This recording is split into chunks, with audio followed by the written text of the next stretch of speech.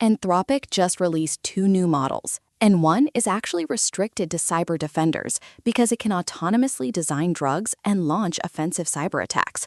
We have to talk about this. Welcome to 5-Minute AI News for Wednesday, June 10th, 2026. Today, we are also covering Apple's massive Siri overhaul, data centers in outer space, and a landmark ruling against Google's AI search summaries. Let's get into it. Starting with that Anthropic news, they just launched Claude Fable 5, which is public, and Mythos 5, which is heavily restricted. Fable 5 is already migrating entire codebases in a single day, stuff that used to take months. But Mythos 5 is the wild one. It's strictly for cyber defenders right now because it has offensive cyber capabilities and can autonomously design drug candidates. It really highlights why safety guardrails on frontier models are getting so much stricter. Speaking of frontier models, OpenAI confidentially filed for an IPO, but equally interesting, they are backing away from their goal of fully autonomous AI by 2028. They are now pushing a tandem approach between humans and machines. That is a massive shift in their automation stance. And while OpenAI looks to the public markets, Apple just relaunched Siri at WWDC, now called Siri AI.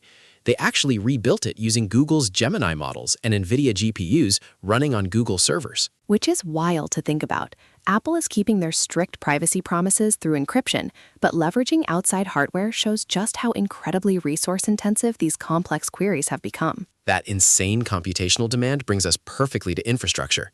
SpaceX is officially proposing orbital data centers for AI.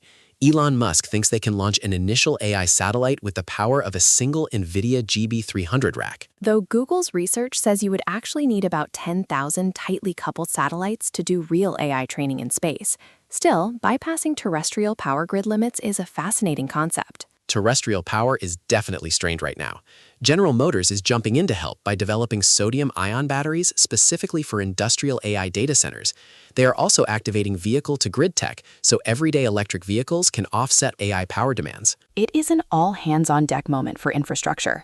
Amazon just partnered with Corning for massive fiber optic expansions, and Waymo scooped up Apple's abandoned self-driving car test track for $220 million to build out their own autonomous testing. On a global scale, China just mandated that 80% of the chips for their new $295 billion AI infrastructure build-out must be domestic.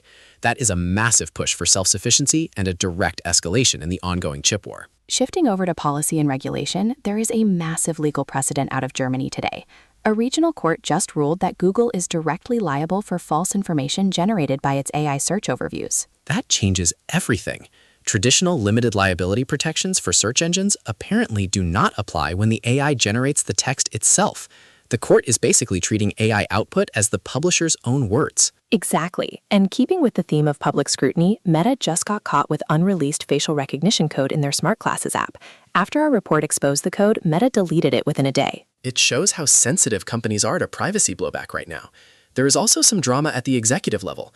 Microsoft AI CEO publicly called out Anthropic for speculating about Claude's consciousness and its system prompts, calling it incredibly dangerous anthropomorphization. The industry dynamics are shifting so fast that Wall Street is even adopting a new acronym.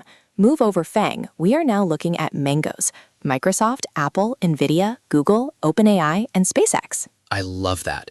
It perfectly captures the shift away from social media platforms directly into AI, computing, and space exploration.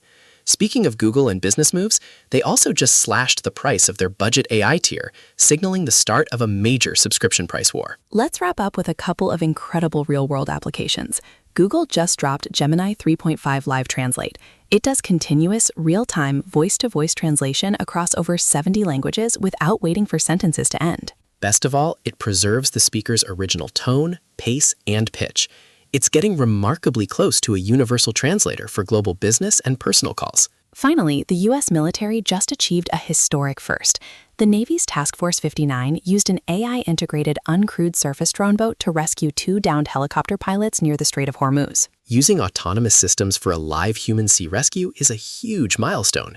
It proves these AI technologies are moving past the experimental phase and are now actively saving lives in the field. Absolutely. Looking at everything we covered, that German court ruling holding AI search directly liable is probably the story to watch closest this week, as it could fundamentally reshape how search engines operate globally. Definitely. That's all for today's episode. If you enjoyed the show, please take a second to like, subscribe, and leave us a review on Spotify and Apple Podcasts. It really helps us out. Thanks for listening and have a fantastic Wednesday.